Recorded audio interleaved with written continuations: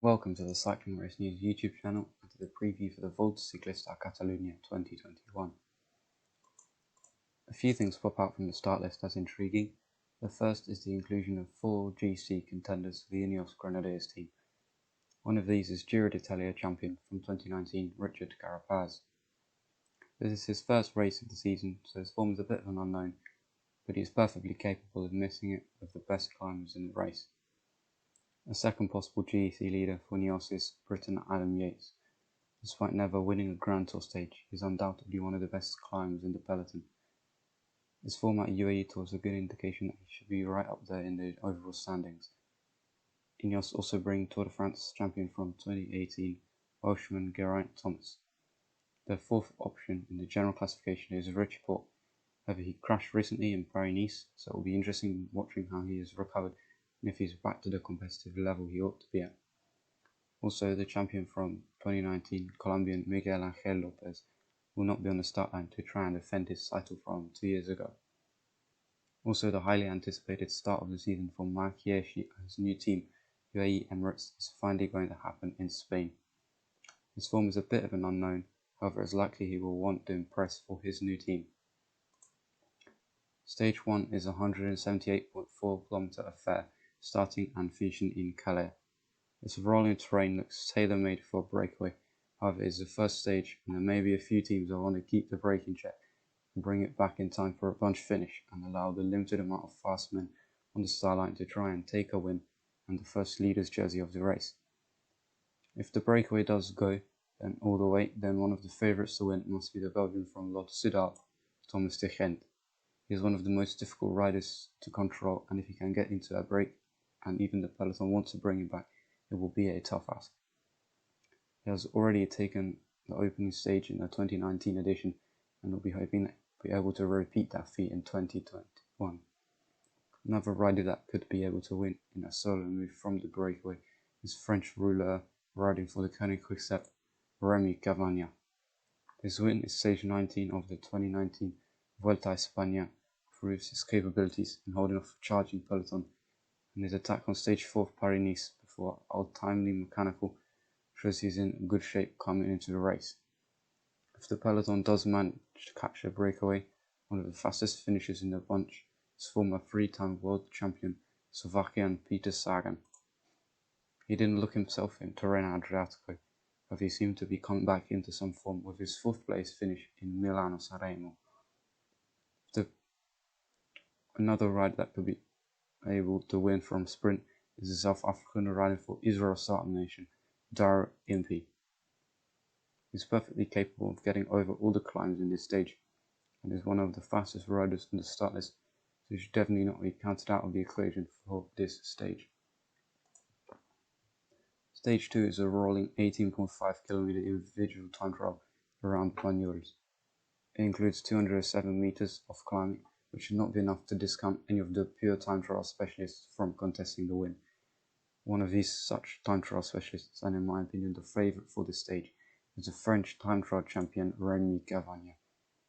Second place to Stéphane Bessiger in the Nice-Paris time trial shows that he is certainly a force to be reckoned with on this stage.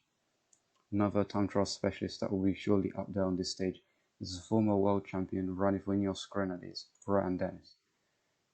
His form hasn't been great this year, however if he does manage to take the win, it will surely boost his confidence as he go on to win bigger races later in the season. A third time trial specialist is the American riding for Team DSM, Chad Hager. His stage win in the final day's time trial in the 2019 Giro so shows that he is well capable of being up there with the best time trialists in the world, and he should not be discounted on this stage.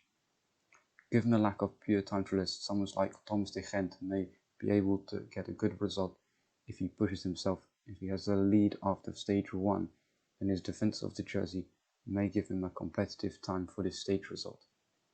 Astana also have a rider who could compete at this time trial, that being Luis Leon Sanchez.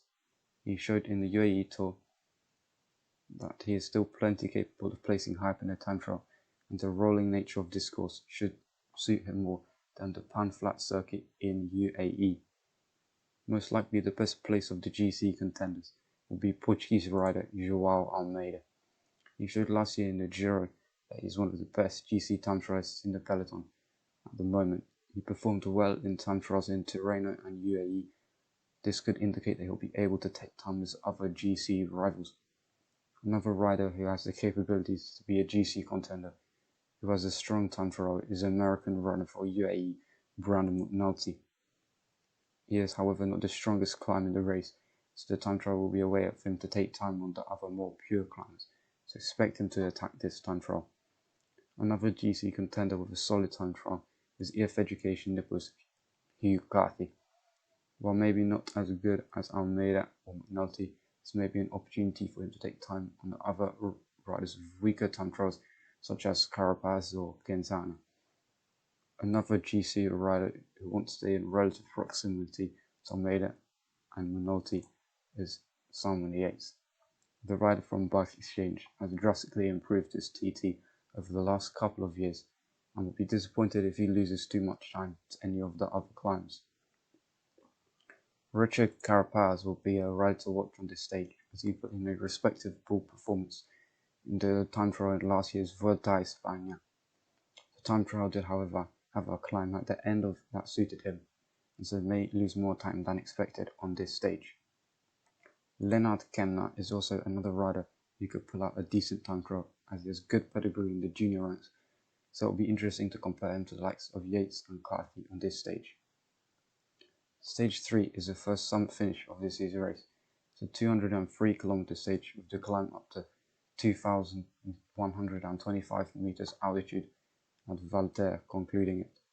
This could be the first opportunity for the pure climbers to take a stage win, and they will not want to miss. Now, I don't see the breakaway winning this stage. I think that 2018 Vuelta champion Simon Yates has to be one of the main favourites for this stage, as he showed that he is climbing better than most others in Tirreno Adriatico, with his second place finish at Praticativo, only missing out to Pogacar by 6 seconds. His brother, Adam Yates, is also a rider to watch on this stage, and he could definitely compete, as well as being in the UAE Tour. His form was good, only being beaten by Pogacar at the top of Jebel Hafid. This stage could be a battle between the two brothers. Richard Carapaz is another rider who could most definitely compete in this stage. The altitude of the finish could definitely play into the hands of the Ecuadorian, and this could be his first opportunity to show his form in this season. He will not want to miss.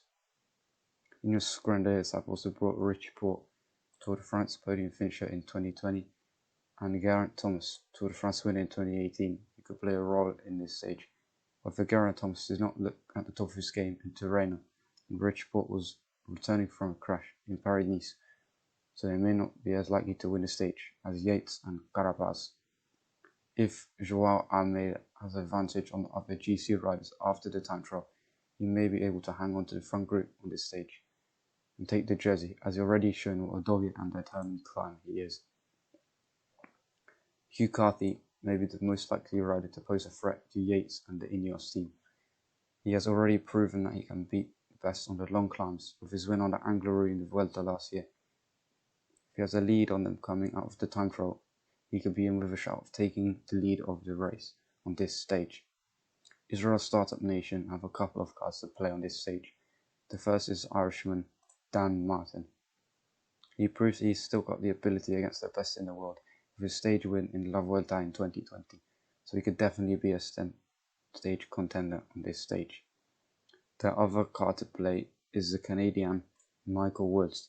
He's already shown his great form this year after winning a stage of Tour du Var and narrowly missing out on the general classification. Having two riders may give Israel Startup Nation the upper hand, with teams like Arkea and Bike Exchange, who may only have one rider in the front group near the finish. Another team with two cards to play are Movistar.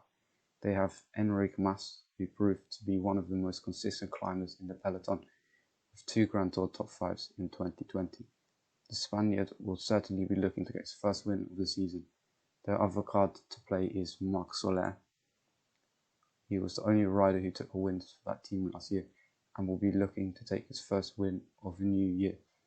Movistar also have Alejandro Valverde. However, his form has been disappointing this year, so don't expect anything big from the former world champion. Arkea Samsic's undisputed leader is Nairo Quintana. He may not have the strongest team, however the former Giro champion is definitely capable of winning this stage without a team to support him all the way to the line. The next riders to talk about are the Bora-Hansgrohe pairing of Wilco Kelderman and German Lennart Kemna. They could both potentially be up there towards the final of this stage, competing for the win. Bahrain Victorious' Dutch climber Wout Poels may not be able to hang on to the best, as his form didn't seem to be the best in Provence at the start of the season, but he will still want to stay up there and try and hang on to a good place in the overall standings. Other riders that could potentially win stage from a longer range attack if they allowed a bit more leeway, if they lose time in the T, include DSM's Giro sensation, Dry Hindley, American Volta stage winner from 2019 and pure climber Sepp Kuss, and Trek Segafredo's former Giro Maglia Azzurra, Giulio Ciccone. Stage 4 is also a high mountain stage that includes two Especial climbs, one of which being the finish at Port Aim. This could be a stage for the GC contenders and the climbers from stage 3 to compete for the victory. However, tight legs may allow a breakaway of some strong climbers to form and for one of those riders to hang on for a win. One of such riders could be an American riding for Jumbo-Visma, Sepp Kuss. He was already proved he can win up mountains in the Vuelta in 2019 and the Dauphiné in 2020. If he has lost enough time in GC, this could be a stage that he has targeted. Other riders in the breakaway, if they haven't lost enough time, include Giulio Ciccone and Lennart Kemna.